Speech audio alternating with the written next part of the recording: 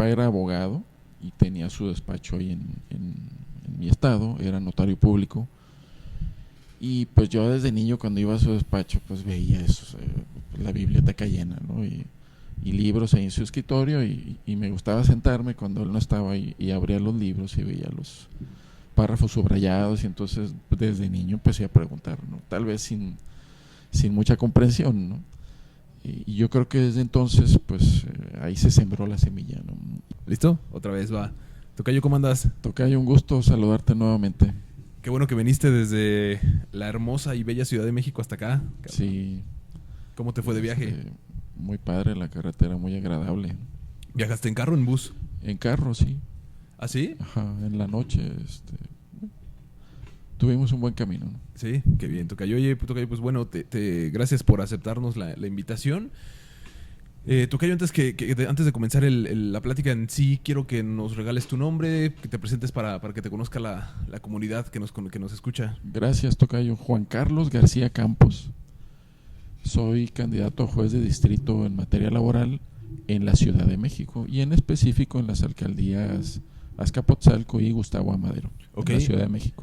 Al final me lo vas a repetir, Tocayo, pero nada más adelántanos cómo te encontramos en la boleta, explícanos un poco esa parte. Sí, como saben ustedes, pues hubo una serie de rifas. Yo salí afortunado en la tómbola que se hizo por parte del Poder Judicial de la Federación y posteriormente hubo una tómbola por parte del INE y me tocaron las delegaciones que acabo de mencionar, Azcapotzalco y Gustavo Amadero. Y en la tómbola, en esas delegaciones o alcaldías me podrán encontrar en la boleta amarilla que corresponde a los jueces de distrito con el número 18 en concreto. 18 y boleta amarilla. Boleta amarilla. Juez de distrito en materia laboral, Tocayo. ¿Qué hace un juez de distrito? Híjole, Tocayo, pues en la actualidad el cargo corresponde a dos órganos diferentes, juzgado de distrito, que son pues los que normalmente conocemos, que ejercen control constitucional, en la actualidad todos desde luego, pero su función principal es esa, control constitucionalidad de leyes y actos. Y luego también los jueces de distrito ahora los podemos encontrar en los nuevos tribunales laborales federales de asuntos individuales. Esos también tienen el rango de jueces de distrito, que son ante quienes los trabajadores pueden acudir a reclamar respeto y o violación de sus derechos laborales. ¿Es al puesto al que aspiras? En mi caso sería el primero, así apliqué, pero al parecer pues a todos los candidatos a jueces de distrito, ya sin importar el órgano que tú elegiste, ya estamos en una misma tómbola, por así decirlo, ¿no? Ok, de acuerdo. Tocayo, quiero que nos platiques un poquito sobre tu carrera profesional, qué estás haciendo ahorita, dónde estudiaste, cuál es tu formación académica. Cuéntanos todo ese tema. Claro, Tocayo. Yo estudié y allá nací en esa entidad, en la Universidad Autónoma de Sinaloa. Ahí digamos que hice mis estudios de licenciatura y bueno, pues las alas que le dan a uno los padres me llevaron a la Ciudad de México a estudiar ahí un par de posgrados en la UNAM, en la Facultad de Derecho de la UNAM, y así es como digamos continué mejorando, por así decirlo, en mis conocimientos jurídicos, hasta que me topé el Poder Judicial de la Federación, porque mi idea, tal vez la de muchas personas, era irme al extranjero, ¿no? A buscar ahí doctorados, pero me encontré y me enamoré del Poder Judicial de la Federación. Si quieres, quita eso de me enamoré, porque hay mucho bullying ahorita de una candidata y... Ajá. Hiciste 2 posgrados en la UNAM. ¿De qué fueron los posgrados? El primero fue una especialidad en Derecho Constitucional, ahí en la Facultad de Derecho, en el posgrado, y el segundo fue una maestría en Derecho, de corte más pedagógico. Ya. Y tuve la fortuna de que cuando inicié mi posgrado en especialidad, me invitaron a dar clases ahí en la UNAM y ahí duré un poco más de 12 años impartiendo clases en el sistema de universidad abierta, ¿no? De la Facultad de Derecho, ¿no? Hasta que, bueno, tiene las cargas dentro del Poder Judicial de la Federación, pues o elegía seguir impartiendo cátedra o cumplía con mi trabajo, ¿no? Entonces lo suspendí temporalmente, ¿no? Ok. Quiero volver un poquito al tema de de tus padres, ¿no? Te referiste a ellos que te dieron alas, Sí. Cuéntame un poquito, tal vez nada más, cómo te impulsaron Y bueno, pues tanto padre como madre, pues lo apoyan a uno, ¿no? Es decir, difícilmente, o al menos mis padres, pues me frenaron, ¿no? Es lo que tú quieras hacer, ¿no? Ya. Tocayo, estudiaste, entendí bien, en la Universidad de Sinaloa. Autónoma de Sinaloa, Autónoma de sí, Sinaloa. sí. ¿Cómo fue tu vida de estudiante, Tocayo? Digo, normalmente pedimos como a nuestros invitados que nos den como un consejo a los que son pasantes de derecho, consejo meramente académico, profesional. Cuéntame un poco de cómo viviste eso, cuál fue tu primer contacto, entiendo que todos que fue con tu papá en el ámbito jurídico. Sí, así es. Digamos, insisto, ahí siento que ahí se sembró la semilla, ¿no? de mi interés por la vida jurisdiccional. De ahí viene el nombre de mi página o de mi canal en TikTok. Y bueno, no te puedo decir mucho. Yo era un alumno promedio, sí me gustaba desde luego estudiar, pero como consejo, en efecto, yo creo que cuando uno ya se decide a estudiar ese tipo de carreras, ciertamente, y ese consejo creo que es muy prudente, pues acércate, pues para que estés en campo, ¿no? Viviendo el derecho, ¿no? No hay otra forma de aprenderlo, ¿no? Yo tuve la suerte también de que estaba ahí en una institución agraria que apoya a campesinos y comuneros, y ahí me pusieron cerca del área jurídica, ¿no? Entonces, una de mis experiencias primarias, ya estando estudiando en la carrera, fue el derecho agrario, ¿no? Entonces, pero bueno, conocíamos, o al menos yo veía que los abogados principales pues conocían de muchos asuntos, ¿no? Y así es como empecé a reforzar el conocimiento, ¿no? Entonces estudiaba en la escuela, sí, cumplía lo básico, pero también practicaba mucho, ¿no? En el lugar donde trabaja, eso cuenta mucho, ¿no? Si en verdad eso es lo que te quieres dedicar, cuenta mucho, ya sea que se vayan a independizar o vayan a formar parte de alguna institución pública, ¿no? Como es mi caso. De acuerdo. Ahora, de Sinaloa a Ciudad de México, ¿cómo es que llegas a Ciudad de México? ¿Llegas, entiendo, por el tema de la UNAM, por el tema del estudio? Así es. En aquella época, estoy hablando de los 99, un poco antes, la CONACYT o el CONACYT tenía un programa que si tú tenías un promedio mínimo, no me acuerdo cuánto era, 9 o algo así, aplicabas y te becaban 2-3 meses para estar aquí con un investigador de tu elección. En esa época apliqué, yo estaba en tercer año de la carrera y me tocó estar con un grupo de compañeros que venían igual de muchas entidades de la República, y la verdad es que conocí otro mundo.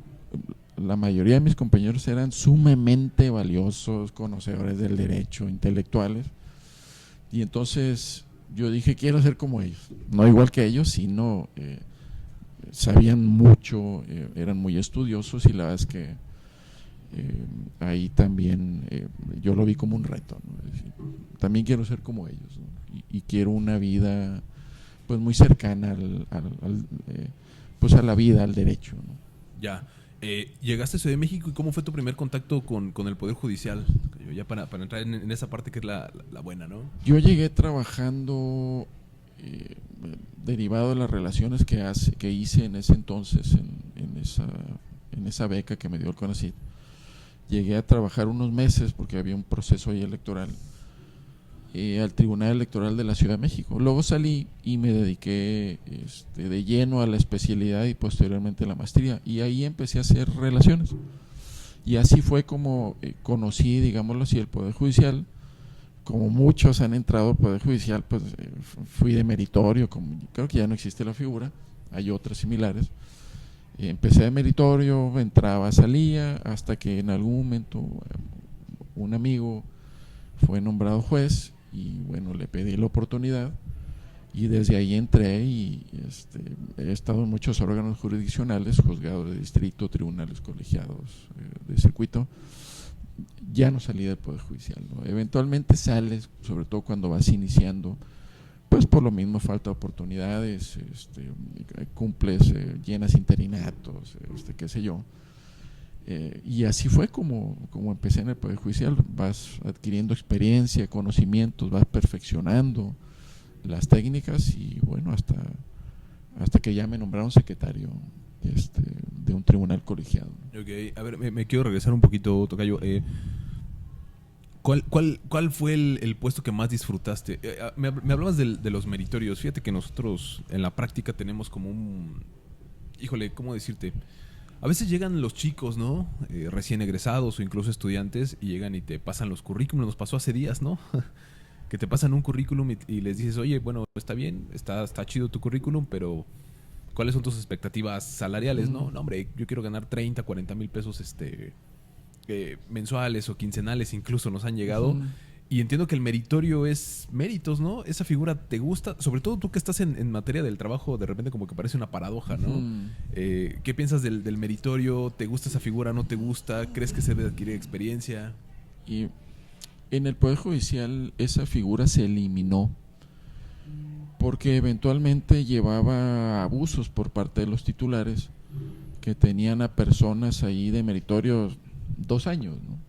Y formalmente no había un procedimiento para darles una oportunidad real, ¿no? Porque como meritorio pues podías estar ahí estudiando toda tu carrera, siendo, no quiero decir explotado, no era así, porque realmente aprendes, pero sin posibilidades reales de adquirir o de tener la oportunidad real de adquirir un puesto, ¿no? Un nombramiento, ¿no? Entonces fue modificada, ya hay otros procedimientos, pero ninguno de ellos te lleva a tener una oportunidad real, eso dependerá de ti. Yo que viví esa figura, me parece necesaria, aunque tenga otro nombre, porque yo creo que esto siempre ha existido, aunque digan que es cosa nueva. La verdad es que si uno quiere más, ser más y tener más en la vida, pues tienes que hacer más de tus obligaciones. Eso es innegable, ¿no? Y ha existido y seguirá existiendo de aquí para siempre, ¿no? Si tú quieres ser más y tener más, pues tienes que sacrificarte más. Y generalmente ese sacrificio, pues es gratuito, ¿no? Entre comillas. Vas a adquirir mucho conocimiento, pero te va a costar mucho sacrificio, ¿no? Mucho sueño, esas salidas con las amistades, olvídate, ¿no? ¿Quieres seguir aprendiendo? Para que cuando haya una oportunidad, tú levantes la mano y seas una opción real, seria. Es la única forma, ¿no? Pero si tú quieres estar en un lugar y nada más cumplir con tu horario, con tus obligaciones básicas, es muy respetable. Me parece que hay personas sabias que dicen, a mí no me interesa más de la vida, sino hasta aquí donde llegué ya. Pero si tú quieres más, pues tienes que hacer más. Entonces la figura del meritorio era esa, ¿no? Y pues es hacer mucho gratis, porque eso era. No había becas ni nada por el estilo. Era, oye, ya salí de la escuela o ya llegué a las 8 de la mañana aquí al juzgado o tribunal. Mi escuela empieza a las 2, pues esas horas son gratis, ayudando a todo mundo. Y los titulares veían, ¿no? Ese se está especializando. Ese no hace lo básico, hace de más. Y generalmente los nombramientos, cuando había, se daban a esos meritorios que empezaban a despuntar. No a los más bonitos, a los que entraban y salían a tal hora, no, sino los que veían que pues se sacrificaban un poco más, ¿no? Ok. Yo quiero abrir esta pregunta, ¿no? Ahora que recién llegamos aquí al coworking donde grabamos, entramos, te vimos dentro y te vi estudiando algunas cosas. Sí, esa es la vida, al menos así la veo, y junto con muchos amigos que vemos en la actualidad de candidatos a jueces o magistrados. Y en el Poder Judicial tenemos un sistema interno que está a disposición del público en general, que se llama Semanario Judicial de la Federación. Hay otros, cuando quieres ver sentencias y eso. Pero ese sistema nos informa de toda la producción que semanalmente hace la Suprema Corte de Justicia de la Nación, actualmente son las 2 salas que tienen, y el Pleno de la Corte. También nos dicen los criterios que han resuelto y que se convierten en tesis, aislados o de jurisprudencia, los plenos regionales en la actualidad, antes plenos de circuito, y por último los tribunales colegiados de circuito en todo el país. Entonces, un secretario o cualquier trabajador que lo que pretende es ahondar, mejorar y ampliar su conocimiento jurídico, es obligado, y ni se diga para los abogados litigantes, es obligado que acudan semanalmente al Semanario Judicial de la Federación. Ahí van a ver los criterios que en todo el país, principalmente de la Corte, los criterios de interpretación de las normas que hay en todo el país, ¿no? Si buscamos en el semanario, ¿tu nombre aparece? Sí, yo he participado ya sea como secretario o como secretario proyectista o como secretario en funciones de magistrado en la elaboración de muchos criterios, ¿no? Okay. ¿Recuerdas alguno que te haya marcado? Y hay muchos, como siempre, y la verdad es que hay uno en el que estuvimos ahí muy cerca. Ese criterio, digamos, que salió de la mesa que estaba a mi cargo. Y la verdad es que eso no se ve, y eso también es interesante a veces platicarlo en corto. Pero de ahí, del tribunal en el que yo estoy y en la mesa en la que yo estaba, salió el criterio de los trabajadores del hogar, que después subió a la corte. Y la verdad es que hubo un jaloneo impresionante, muy interesante, no estoy criticando. La verdad es que si no ha sido por la integración que estaba en ese momento de titulares, a lo mejor ese criterio hubiera salido ahí en el tribunal y ahí queda, porque... Perdón. ¿Te refieres al de las trabajadoras del hogar? Es que Así recuerdo es. varios. El de las trabajadoras del hogar, que dio lugar a las reformas que hubo en la ley del IMSS, en la ley del Infonavit, okay, en la ley federal del trabajo.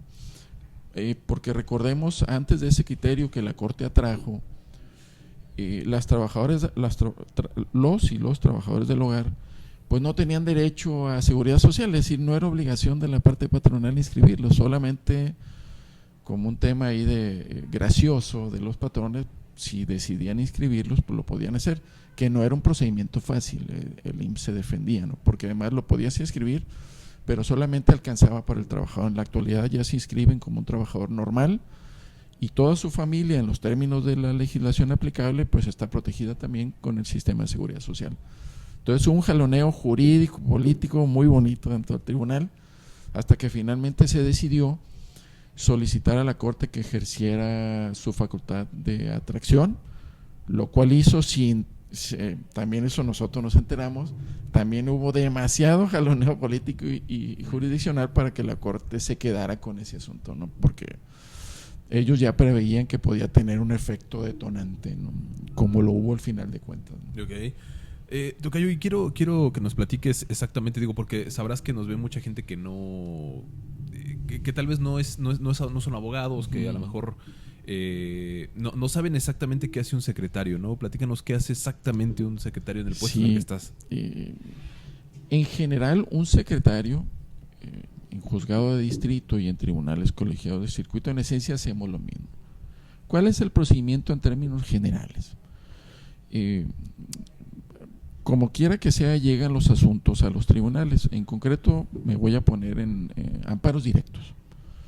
Nosotros, al menos en concreto, en un tribunal colegiado en materia de trabajo, que es donde yo estoy, digamos que un tribunal laboral emite una sentencia o laudo, ¿no? Y entonces nosotros, como tribunal colegiado, somos la última voz o la última posibilidad que va a tener las partes de que esa sentencia, si algo está mal, se corrija, ¿no? Si hay alguna injusticia, se corrija. Somos órgano terminal, insisto, ya no hay otro órgano que nos revise. Eventualmente, si se dan los supuestos que prevé la ley de amparo, la Corte podrá traer ese asunto, pero solamente la Corte atrae ese tipo de asuntos si pueden tener un impacto nacional, ¿no? O hasta internacional.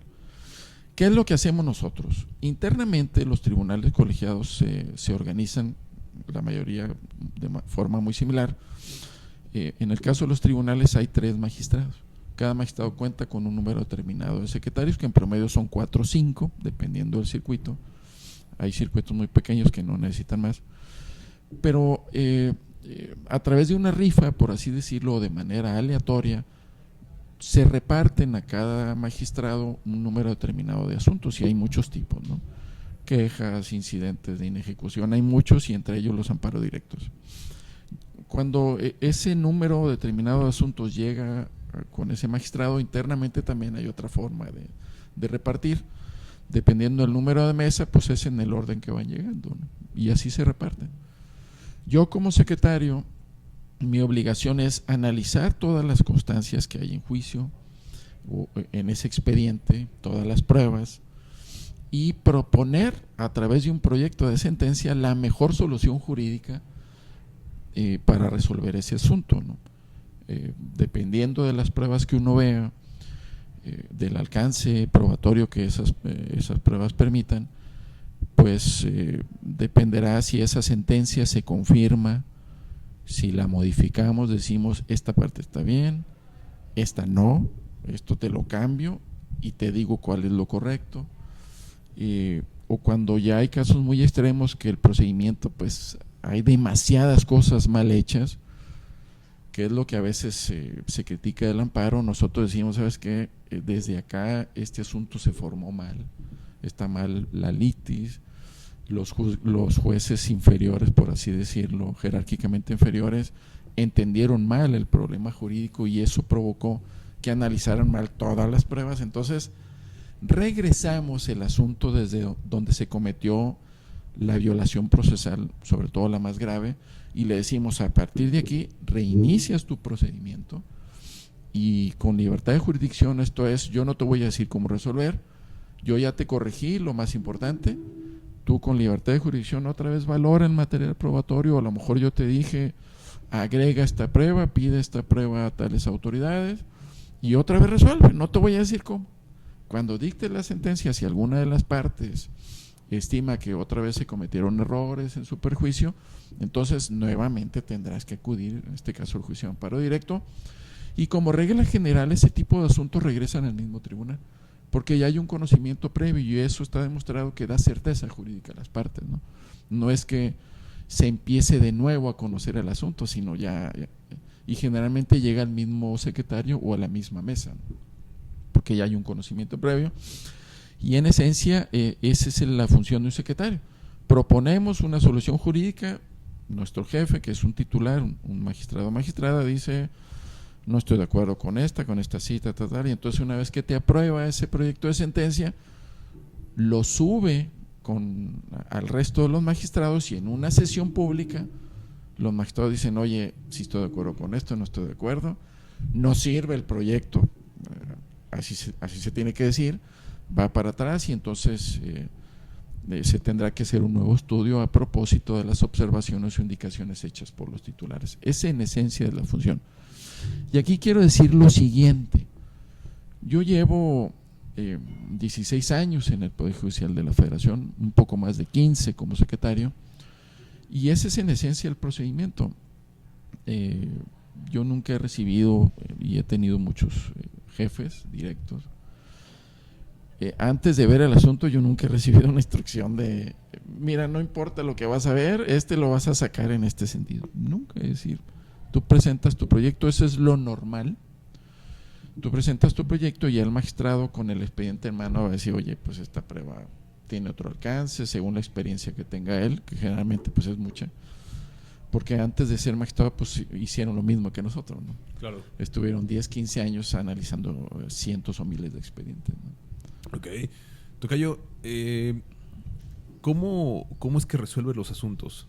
Hace algunas entrevistas otro colega nos hablaba de que él utiliza un método, ¿no?, para resolver un asunto. ¿Tú tienes algún método en específico para resolver los asuntos? ¿Cómo haces eso? Es que si hablamos de métodos hay diferentes, ¿no? En el caso de la redacción y de la argumentación son métodos que también se replican en todos los órganos jurisdiccionales. Digamos que vemos, en principio necesitamos ver el acto principal, necesitamos ver las normas en las que se sustentó ese acto, y cuando ya se dicta la sentencia, nosotros como órgano revisor y como órgano terminal, pues vemos si efectivamente se comprendió el tema jurídico, ¿no?, si se comprendió el acto, ¿no? Porque a veces son tantos el tipo de actos que ciertamente hay confusiones entre los juzgadores. Ahora, cuando tú me dices un método, y el que uno va adquiriendo, al menos en lo personal, yo estoy en una rama de derecho social, que es el derecho del trabajo. A mí cuando me preguntan, oye, ¿y el derecho de trabajo con qué se come?, ¿no? Bueno, En lo personal, yo considero que el derecho al trabajo lo que ayuda, y eso a veces es desdeñado, lo que ayuda es a evitar conflictos sociales graves dentro de la sociedad, porque imagínense ustedes que existieran patrones que pudieran hacer lo que quisieran con los trabajadores, ¿no? Entonces, si ese trabajador de alguna manera confía cuando acude a los juicios laborales, confía en que hay un juzgador pues que lo va a escuchar y que va a comprender el problema, ¿no? Si existe o no un abuso, una explotación o un abuso por parte de las leyes, o que las leyes no sirven, las que tratan o las que se aplican para resolver ese asunto. Entonces, los secretarios, al menos en el tema en derecho laboral, el método que tenemos es ver con cierto sentido social los expedientes. No estoy hablando de otras materias, ni siquiera la penal, que pueden parecerse en algo en el método para resolverlos, pero desde el punto de vista social, nosotros lo que tenemos que hacer es ver qué tipo de trabajadores, porque no es la misma que yo veo un trabajador, que los hay, los hemos tenido, que es gerente nacional o internacional del Banco de Suiza en México, entonces no es la misma, ¿no?, a tener un trabajador que labora en una mina, ¿no?, o a tener un trabajador que labora en una empresa, que la empresa es 1 metro cuadrado por 1 metro cuadrado, eso es toda la empresa, ¿no? Entonces hay que ver qué tipo de trabajadores, qué tanta sentido social necesitamos para ver las constancias. Digamos que ese es mi método, ¿no? A raíz o a propósito de lo que uno ha estudiado y de la experiencia adquirida de ver tantos asuntos, en mi caso lo que yo he aprendido, y puedo decirlo por muchos de mis amigos, es que las leyes en el tema del derecho laboral deben interpretarse, claro, eso no los ordena la ley, ¿no?, pero yo creo que todo tipo de normas en cualquier materia de la que estemos hablando, y ese, digamos, si hablamos de método de estudio, para mí ese es el principal, las leyes deben aplicarse a favor de la persona, siempre, sobre todo cuando tienes enfrente o de contrincante al Estado, ¿no? ¿Incluso a favor de la persona empleadora? No, cuando ya nos enfrentamos a eso, yo creo que ahí es, y la ley nos los ordena, la ley federal del trabajo en concreto, es cuando hay duda, la ley se interpreta a favor de la parte trabajadora, que no es lo mismo interpretar la ley a favor, interpretar las pruebas a favor de la parte trabajadora, no es lo mismo, ¿no? Cuando hay duda sobre cómo interpretamos una norma, uno o varios artículos, si no hay otros elementos que refuercen una conclusión u otra, se debe interpretar a favor de la parte trabajadora. Eso lo ordena la Ley Federal del Trabajo, la Constitución, la doctrina, la jurisprudencia emitida por la Suprema Corte de la Nación en principio, ¿no? Aquí de nuevo, Tocayo. Tocayo, la neta es que tras cámaras estábamos echándonos una platiquita bastante interesante y la neta la quiero retomar acá en los micros. Nos estabas platicando de un asunto que entiendo que todos los abogados debemos de conocer, el señor Rosendo Radilla Pacheco. Así es. Y esto que voy a decir no es nuevo, no es mío. Yo lo he escuchado de otros ponentes. A raíz del caso de Rosendo Radilla, donde pues se cometieron una serie de violaciones procesales que ni los juzgados de distrito, donde se conoció el asunto, tribunales colegiados, incluyendo la propia Suprema Corte de Justicia de la Nación, vimos la norma de manera pues muy estricta en cuanto a los procedimientos relacionados o en los que intervenían pues personas de la milicia, por así decirlo. Después, con el paso de los años, pues el asunto llegó a la Corte Interamericana de Derechos Humanos, y cuando llegó la sentencia, por ahí en 2011, un poco antes, la verdad es que nos dio una regañada la Corte Interamericana, porque nos dijo, oigan, afuera hay un mundo de derechos humanos, ¿no? Las normas no solo se deben leer en su literalidad, deben tener en mente la existencia de los derechos humanos previstos en su propia Constitución, nos dijo la Corte Interamericana, y desde luego todos los convenios que México ha suscrito, que ha aceptado, y ya después nos obligaron, aunque no hayamos suscrito el convenio, la Corte Interamericana emitió muchos criterios donde estamos obligados a acatarlo solo por el hecho de formar parte del sistema interamericano de protección de derechos humanos, ¿no? Entonces, a raíz de ese asunto, la Corte tomó cartas en el asunto y las autoridades correspondientes del Estado mexicano, y empezó, y desde mi punto de vista esa es la reforma más trascendente que ha tenido el Poder Judicial de la Federación, y local también desde luego, en materia de derechos humanos. Empezamos a recibir todos los servidores públicos del Poder Judicial de la Federación en principio, y también los locales, insisto, que las normas ya no solo las vamos a leer en su literalidad, ¿no? Sino que debemos aprender a leer lo que está entre líneas, que a veces esa es la historia más importante.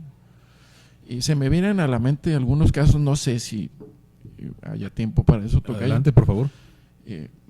Desde luego, no voy a decir nombres, e inclusive puedo hasta, ustedes pueden pensar que fue en otro tribunal diferente donde yo estuve, porque a veces en el Poder Judicial haces tantas amistades que entre muchos secretarios, aunque formemos parte de diferentes órganos, pues nos platicamos asuntos, ¿no? Dada la relevancia, ¿no? Entonces tuve conocimiento de un asunto donde era una persona que, como muchos juicios, pues se dice despedida, ¿no? Y entonces dice, oye, me despidieron, la verdad es que creo que había una renuncia de por medio, si mal no recuerdo, la tuve que firmar porque ya era muy degradante mi trabajo, ¿no? Me ofendían a cada rato, creo que en concreto se trataba de una trabajadora del hogar, ¿no? Ya era humillante mi trabajo, ¿no? Entonces se sigue el procedimiento normal. En principio el tribunal o la junta que conoció ese asunto dijo, oye, pues aquí está clarito que es tu firma, además tú lo aceptaste, la firma contenida en la renuncia, y tú no me demuestras que fuiste presionada o humillada en el diario convivir de tu relación laboral, pues lo siento, ¿no? Tú renunciaste, no tienes derecho más que a lo esencial, ¿no? A las prestaciones que ya generaste, ¿no? Cuando llega a un tribunal colegiado, el colegiado dijo, oye, a ver, vamos a ver entre líneas la demanda, la contestación y las pruebas que fueron ofrecidas en el juicio, ¿no? ¿Qué es lo que el tribunal notó? En ese entonces, pues todavía existía la posibilidad de que el patrón, porque recordemos que es carga del patrón desvirtuar lo narrado por el trabajador, por ejemplo, me despidió él, ¿no? Entonces esa es carga del patrón de desvirtuar la existencia de ese despido injustificado. Entonces, en esa época había la posibilidad de que el patrón dijera, te ofrezco el trabajo y ya me deshago de la carga, ¿no? Y entonces era carga de la parte trabajadora de demostrar que efectivamente fue despedido como lo narró en su escrito de demanda o en el caso que lo obligaban a firmar una renuncia. ¿Qué dijo el patrón en una línea? A pesar de que el trabajador ha sido un flojonazo, una expresión así, pero que era pues degradante, le ofrezco el empleo. Entonces nosotros dijimos, claro, con esta expresión o con esta frase, cobra sentido todo lo narrado por la parte trabajadora en el sentido de que existía una relación laboral donde era humillada, vejada, presionada. Claro que la empresa quería deshacerse de ella, ¿no? De esta persona, ¿no? Entonces, en esa simple expresión que a lo mejor en la cultura mexicana es muy normal, porque a veces uno tiene esas expresiones, sobre todo en un tema muy, muy personal con las amistades o qué sé yo. Pero vista esa expresión en un documento de ese tipo, claro que encendió las luces amarillas o rojas del tribunal colegiado. Dijo, se presume cierto en este caso por lo contestado por la parte patronal, porque si se atreve a decir algo así frente a una autoridad jurisdiccional, ¿de qué no será capaz en un plano privado frente a un trabajador, ¿no? Entonces, a raíz, claro, muchos tribunales o muchos órganos jurisdiccionales, claro que ya hacían eso, pero estaba como muy oculto, ¿no? Era una que otra sentencia, cuando se resolvía desde los derechos humanos, ¿no? Pero a partir del caso de Rosendo Radilla, y cuando la Corte y las instituciones del Estado pues ya pusieron manos a la obra, ya fue posible ver desde otra perspectiva este tipo de asuntos, ¿no? Tocayo, ¿sucedió lo mismo con el señor Lagos del Campo? Sí, desde luego. Es que a lo mejor jurisdiccionalmente la verdad es que pues, es impecable el trabajo de la Corte Interamericana, pero las sentencias que ha emitido en contra del Estado mexicano, la Corte Interamericana de Derechos Humanos o la Comisión Interamericana a través de sus recomendaciones, claro que es pues es una llamada de atención para el Estado mexicano diciendo, oye, pues pon atención ahí, tus autoridades tienen un total desconocimiento de lo que son los derechos humanos. Miren, nosotros a raíz del caso Rosendo Radilla empezamos a recibir muchos cursos y empezaron a llegar muchos ponentes internacionales y entonces casi se burlaban de nosotros, ¿no? Nos decían, por ejemplo, ¿no? Veo una sentencia de la Corte donde dice muy derechos humanos y ¿cuál es el sustento de la argumentación de la Corte?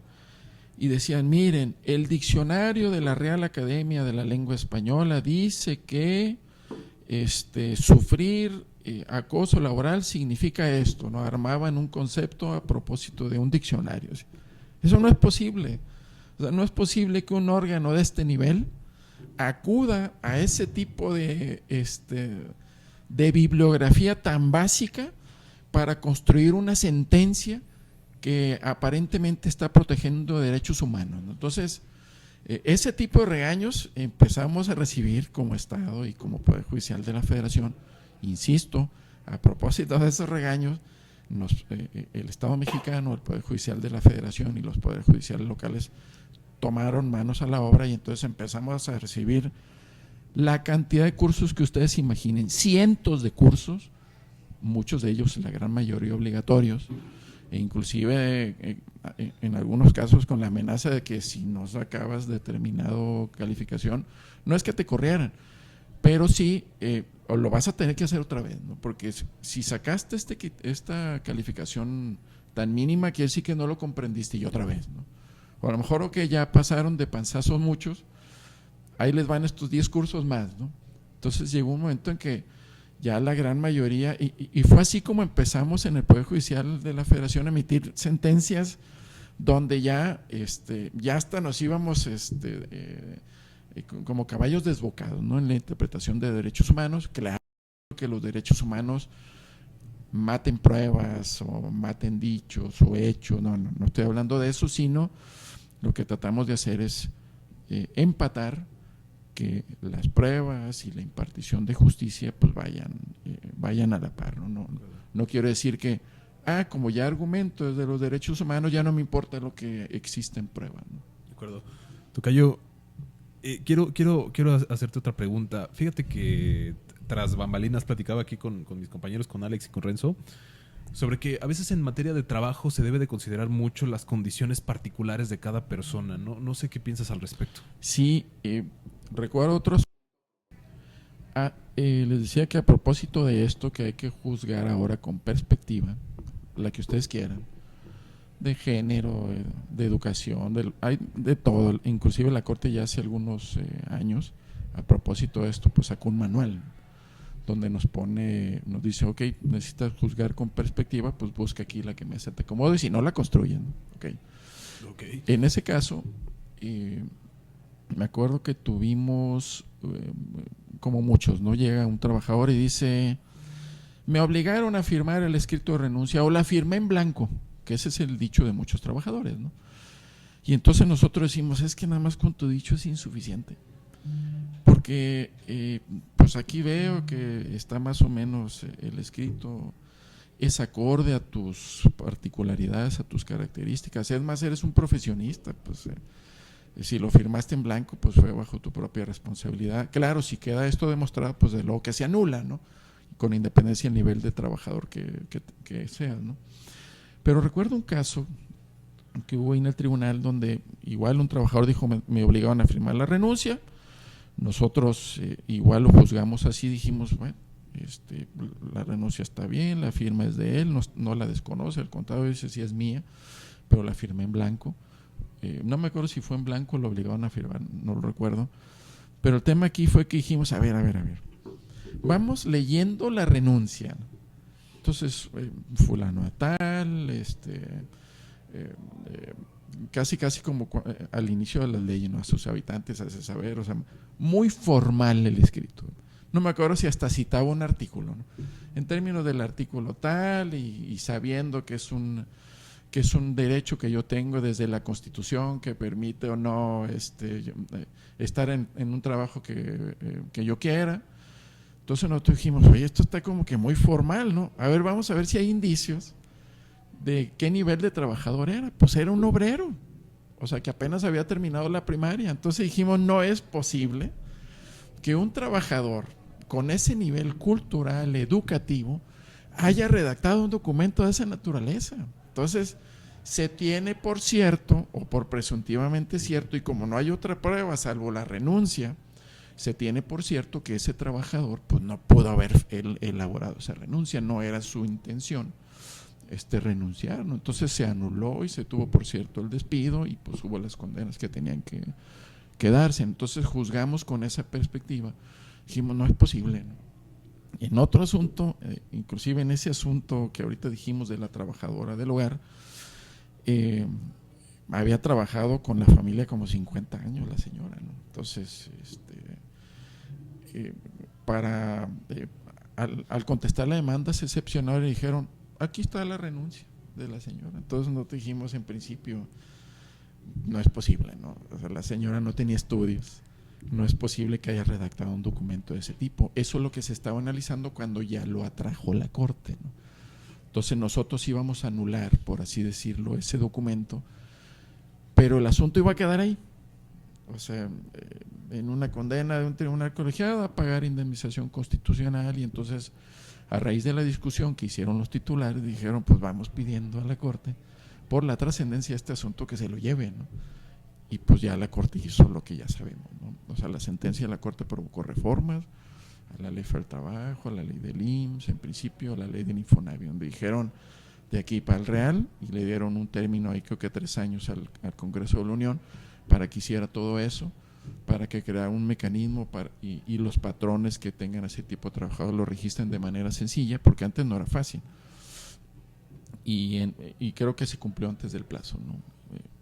Claro. Así es juzgar con perspectiva y teniendo a la luz los derechos humanos, Tocayo. De acuerdo, Tocayo, es que es bastante agradable escucharte cómo nos platicas estos asuntos, pero Tocayo, quiero hacerte algunas otras preguntas. Con gusto, Tocayo. Primero, ¿qué viene para el derecho del trabajo? Digo, me atrevo a hacerte esta pregunta precisamente por la referencia que nos hiciste de Rosendo Radilla, ¿no? Ajá. Que fue un cambio interesante. Entiendo que el derecho al trabajo es un derecho social, como bien lo señalaste, es un derecho en evolución, es un derecho que vamos a innovar, sobre todo por el nuevo sistema. ¿Qué visualizas tú para el futuro del derecho del trabajo? Yo he escuchado de todo. He escuchado que sobreprotegen al trabajador, he escuchado un montón de cosas. ¿Qué crees que venga para el derecho del trabajo? Yo creo que a mí siempre me gusta pensar que el futuro nos ofrece posibilidades mejores que las que tenemos ahorita, ¿no? Siempre ha habido riesgos y lo seguirá habiendo, siempre seguirán existiendo esos riesgos. Pero si nos vamos al tema de qué viene ahora para los jueces, para el sistema de impartición de justicia y en concreto para el derecho laboral, en principio hay que recordar que pues tanto la Constitución como la propia Ley del Trabajo, solo por hablar de una norma, pero hay muchas, pues la misma norma dice, oye, busquen un equilibrio, ¿no? Es decir, no se trata de ayudar del todo a los trabajadores ciegamente, ni ayudar del todo a los patrones. Yo desde hace mucho tiempo sé que gracias al comercio, a la industria, claro que hay sus bemoles, ¿no? Pero gracias a ellos, a los empresarios, la que ustedes quieran en cualquier lugar del mundo, las economías y los países se han desarrollado. Si no hay comercio, no hay riqueza, no hay empleos. Entonces, la legislación no habla de que hay que ayudar a uno u otro, sino que hay que buscar un sano equilibrio, ¿no? ¿Qué es lo que viene o que yo quisiera que llegara para el poder, para los nuevos juzgadores, tanto a nivel local y federal, en concreto en materia de trabajo? No puedo hablar de otras materias. Que haya conciencia de que se tiene que cuidar ese equilibrio. A mí me gustaría que los nuevos juzgadores que lleguen, o que lleguemos, me sueño ahí, quisiera que viéramos las normas, en qué sentido, que deben interpretarse siempre a favor de la persona, sobre todo cuando el Estado está enfrente, ¿no? Ya cuando estamos hablando de cuidar relaciones laborales, de cuidar las empresas, yo esperaría un juzgador que, teniendo a la vista eso, que las normas deben interpretarse a favor de la persona, y cuando hay un conflicto entre trabajadores y patrones, se resuelva de la mejor manera para ambos, cuidando ese delicado y peligroso equilibrio que la propia Ley Federal del Trabajo y la Constitución establecen. Porque si también nos excedemos en ciegamente, ya no con uno como la diosa Temis, ¿no?, o la diosa de la justicia, sino ciegamente digo, yo ayudo a este o ayudo al otro, o no sé a cuál, un timbarín, eso sería también algo terrible. Yo creo que sí pondríamos en peligro tanto la estabilidad social como la estabilidad económica en el tema de relaciones laborales, comercio, industria, ¿no?, economía, ¿no? Claro. Tocayo, continuamos. Sí, Tocayo, les decía, yo he estado de cerca, no en todos me ha tocado elaborar el proyecto, pero bueno, a veces estás de cerca de los otros secretarios porque sobre todo cuando ya vas adquiriendo cierta experiencia, pues ya a veces nos reunimos, ¿no? Oye, ¿qué opinas tú? A lo mejor la perspectiva que yo tengo no es la correcta, ¿no? O procesalmente hablando, o a lo mejor sí estoy, según yo, protegiendo este derecho humano, pero estoy descobijando dos más. Ese es lo delicado de aplicar o juzgar desde los derechos humanos. En una ocasión yo no estuve presente, pero me platicaron que un ministro de la actual corte, dijo, a ver, ¿cómo? Palabras más, palabras menos, ¿cómo es juzgar desde los derechos humanos? Es una cobija única que tenemos de derechos humanos en todo el país, porque cuando tú resuelves a veces desde ese punto, pues descuidas, a lo mejor el Estado tiene que descuidar recursos económicos para ayudar a tal, pero descobijas de acá. Entonces, ¿qué dijo el ministro? Si tú te excedes en resolver desde los derechos humanos, ¿qué es lo que haces? Es una cobija. La jalas tanto que descobijas al de la orilla. Porque a veces hay sentencias tan delicadas de derechos humanos que dicen, oye, me vas a construir 5 hospitales allá en la punta de la Sierra Gorda de Querétaro, ¿no? Oye, pero nada más hay 10 habitantes. No me importa. Tú vas a invertir, no sé, 5,000 millones de pesos. Oye, ok, voy a hacer un hoyo aquí y corro el riesgo de dejar desprotegido a 5 escuelas, qué sé yo, ¿no?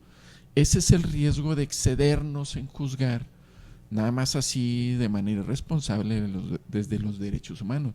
No hay recursos ilimitados y para cumplir muchas sentencias donde se habla de derechos humanos se necesita mucho dinero y eso lo olvidamos a veces, ¿no?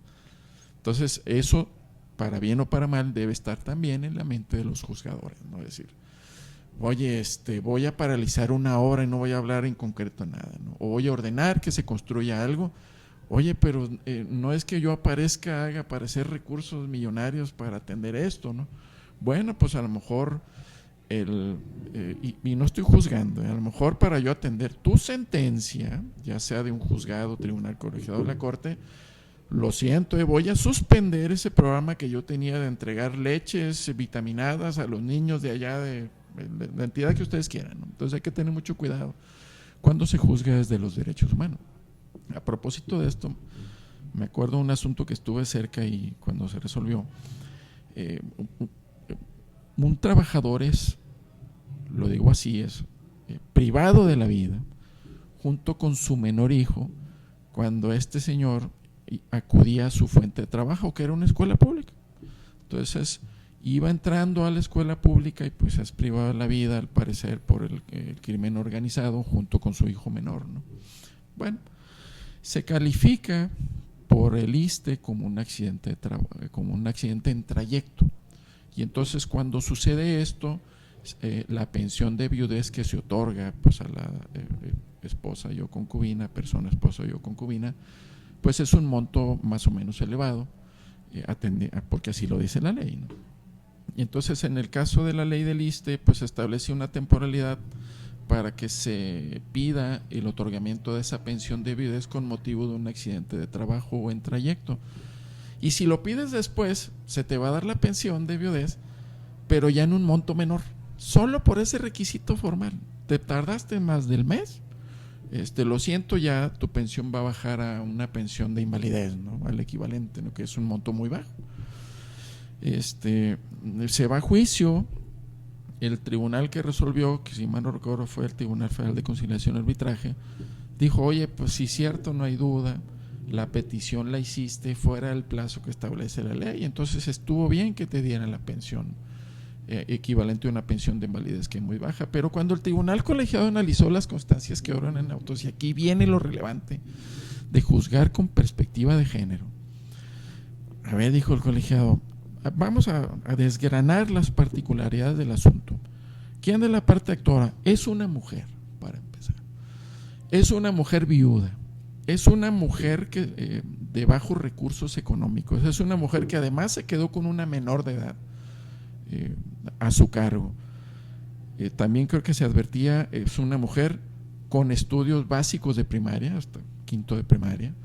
Es una mujer que vivía en una montaña aquí en México. Es una mujer que vivía en casa de no sé si de sus padres o de los padres de su esposo. Y entonces todo esto, y además creo que había constancias de la carpeta de investigación que se había iniciado, todos estos elementos cuando fueron analizados por el tribunal colegiado dijo, no es posible que en este caso esa norma se aplique de manera estricta a esta persona, porque para empezar no hay recursos económicos para bajar a la ciudad y recolectar todas las constancias que eran necesarias, entre ellas las relacionadas con la carpeta de investigación, que además ya sabemos que ese es otro mundo donde pues hay exceso de trabajo, no hay a veces buena disposición para entregar cualquier documento. Entonces claro que se justificaba que esa pensión se hubiera pedido 6 meses después, ¿no? Entonces esa parte del artículo de la temporalidad fue declarada inconvencional y o inconstitucional por el tribunal colegiado, y entonces se le ordenó al ISSSTE que al reunir los requisitos necesarios para una pensión de viudez se le diera en los términos normales, ¿no? Casi al 100%, ¿no? Claro. Tocayo, antes de que me platiques algún otro asunto que te haya marcado, quisiera que nos explicaras en un pequeño paréntesis lo que es la inconvencionalidad. Sí, con mucho gusto. Todos los países tienen una normativa específica a partir de la cual se construyen los actos. Por ejemplo, si yo pido una pensión al IMSS, el Instituto Mexicano del Seguro Social tiene en principio la ley del Seguro Social para que contiene los requisitos para que yo tenga acceso a una pensión, la que ustedes quieran, ¿no? Hacia su interior también existen el Instituto Mexicano del Seguro Social, pues hay muchos reglamentos, ¿no? Y hasta acuerdos que puede emitir el Consejo Técnico, ¿no? Entonces todos esos requisitos o contenido de esas normas se depositan en un documento, y entonces con independencia de la pensión de que se trate, pues yo debo de cumplir estos 15 requisitos. Si los cumple, me dice el IMSS, aquí está la pensión. Cuando es desfavorable, digámoslo así, la respuesta, pues hay varias vías para impugnar esa resolución. Entonces la normal es que yo me voy a un juicio laboral, ahora se llaman juicios de conflictos individuales en materia de seguridad social, que conocen los nuevos tribunales de asuntos individuales. En concreto, si vas contra el IMSS, pues son los federales, y que antes los conocían las juntas federales. Entonces, ¿qué es lo que dice el juez? Oye, pues sí, aquí hay 20 requisitos que son ineludibles, si no los cumpliste, lo siento mucho, hizo bien o actuó de manera correcta el IMSS para negarte la pensión. Pero la propia Constitución dice en el artículo 1 que las normas contenidas en la propia Constitución, en las leyes que se emiten conforme a la Constitución y los tratados internacionales que México celebra en el exterior, también son ley para nuestra Constitución. Entonces esto, ¿qué nos permite?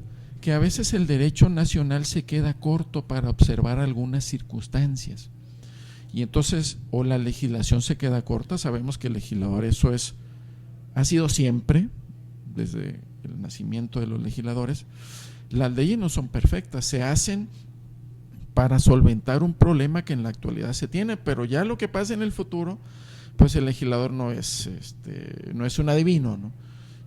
Desde el siguiente día en que se emite una norma, empiezan a dar supuestos que no fueron ni de cerca pensados por el legislador. Y entonces, en esos casos, es válido, necesario, acudir a la legislación internacional, en concreto a los tratados internacionales. Y entonces, México ha suscrito afortunadamente muchos tratados internacionales.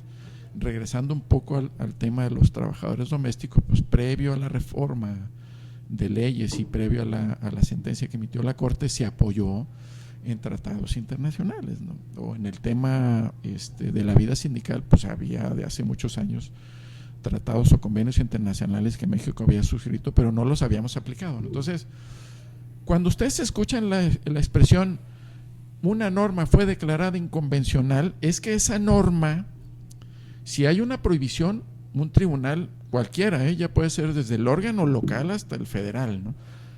Puede decir, ¿sabes qué? Voy a declarar inconstitucional o inconvencional estas 3 palabras o este renglón o este párrafo o estos artículos, porque esa prohibición contenida en esa norma choca con el tratado internacional y con el artículo en concreto, ¿no? Ahí hablando de prohibición. Pero cuando hay una laguna, esto es, la ley no me dice cómo resolver, acudo a los tratados internacionales y resuelvo convencionalmente hablando, ¿no? Entonces digo, oye, este hueco que está aquí donde no sé cómo resolver, me lo resuelve esa convención. Y entonces no es que yo vaya a hacer una declaratoria de inconvencionalidad, pero acudo a tratados internacionales o convenciones internacionales y esa parte que me faltaba aquí del rompecabezas para yo resolver a favor, ¿por qué no?, de un trabajador, la complemento con esa convención. De eso se trata cuando ustedes escuchen la palabra convencional o inconvencional. Nos apoyamos con tratados internacionales que México celebró junto con otros países, ¿no? De acuerdo. Tocayo, muchas gracias por esa explicación, interesantísimo, ¿no? Tocayo, ya para ir concluyendo, me gustaría que nos platicaras algún otro asunto que te haya marcado y concluimos con pues el tema de tu candidatura, que nos vuelvas a explicar para dónde vas, tema de boleta, delegaciones, etcétera. Con gusto, Tocayo, muchas gracias. Otro asunto que me tocó estar ahí de cerca fue un trabajador de una empresa paraestatal, no digo más, que ahí hubo varios elementos, ¿no? Esta persona forma parte de la comunidad o de grupos muy específicos, comunidad lésbico, gay y todos esos supuestos que ahora existen. Infortunadamente contrajo esta enfermedad del virus de inmunodeficiencia humana y entonces en el expediente se presumió que por ese motivo lo habían despedido, ¿no? Y entonces esta empresa paraestatal, que tiene sus propios sistemas de seguridad social, sus propios hospitales, que lo atendía de su enfermedad o de su enfermedad, pues un día de buenas a primeras lo despide. Y ahí no había de, oye, pues me despediste y el contrato colectivo o algún acuerdo me permite continuar con el tratamiento mientras si yo decido demandar. No, te corto todo, ¿no? Entonces despiden a esta persona con este virus que tenía y cuando narra en su demanda dice, oye, es un hecho notorio todo lo que sucede a las personas que tenemos este virus, ¿no? Entonces demanda y pide una medida cautelar a la Junta y la Junta le dice, no, pues no está prevista en la ley y además en la actualidad pues hay muchos institutos de salud que tú nada más llenas un formato y te atienden de manera gratuita. Entonces, oye, no, esos institutos de salud públicos pues no, para la población en general pues, no tienen para atenderme de la enfermedad que yo en específico tengo, ¿no? Entonces esa partecita, esa negativa de la Junta se fue al amparo indirecto, esa negativa de la medida. El juez igual resolvió sin perspectiva de las circunstancias que en particular tenía esta persona, y pues llegó a un tribunal colegiado. Dijo, claro que sí, porque aquí están en juego derecho a la salud, derechos contenidos en diferentes tratados internacionales. Claro que esa institución, sobre todo tratándose del Estado y que ya tiene su sistema de salud previamente establecido, con independencia de lo que dure el juicio, está obligado a seguirle prestando el servicio de salud a este trabajador mientras se termine el juicio, que fue ante una junta. Entonces era muy normal que duraran pues muchos años, ¿no? Entonces el tribunal colegiado lo que determinó es, a través de esta vía que se instauró, no me acuerdo si fue recurso de revisión, no me acuerdo, sí creo que fue recurso de revisión porque era una suspensión definitiva, protegió el derecho a la salud y se tuvieron en cuenta estos elementos particulares de esta persona. Entonces, esos y otros asuntos son los que existen por decenas de miles en el Poder Judicial, pero no en todos se hacen criterios, es decir, tesis aisladas o de jurisprudencia, sino que quedan ocultos ahí pues en una sentencia que, si bien se sube a un sistema que todas las personas tienen acceso, pero ya quedan ocultos esos temas, ¿no? Pero en la actualidad el Poder Judicial emite diariamente miles de sentencias que están hechas teniendo a la luz los derechos humanos, ¿no? Claro.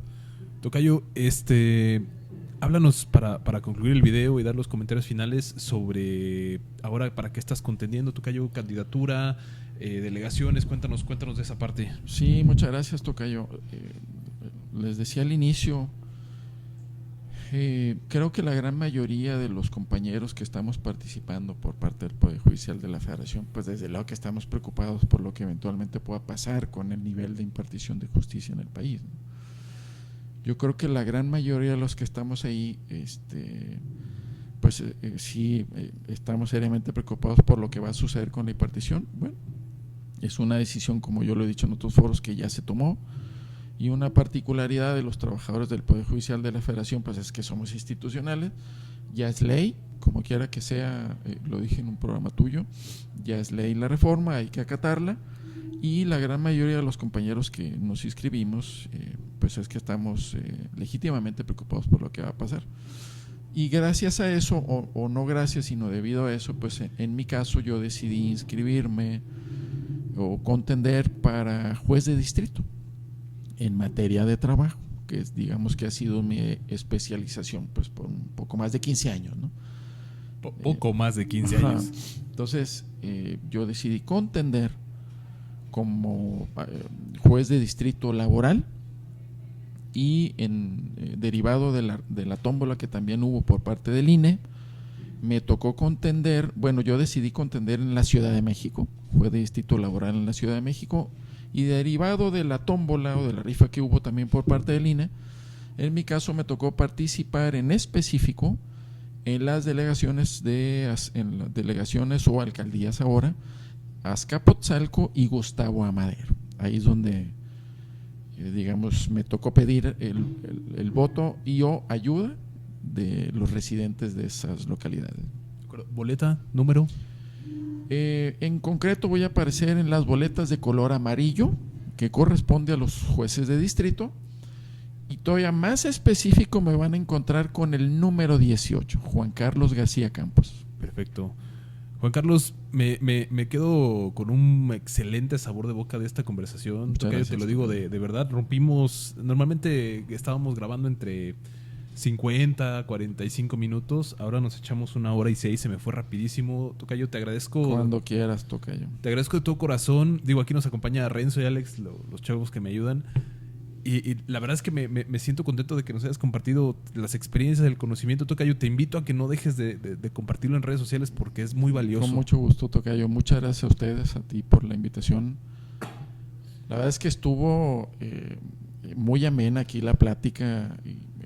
Ustedes no lo ven, pero aquí el Tocayo y el personal que lo auxilia también tienen mucha experiencia en materia procesal y en materia de juicios.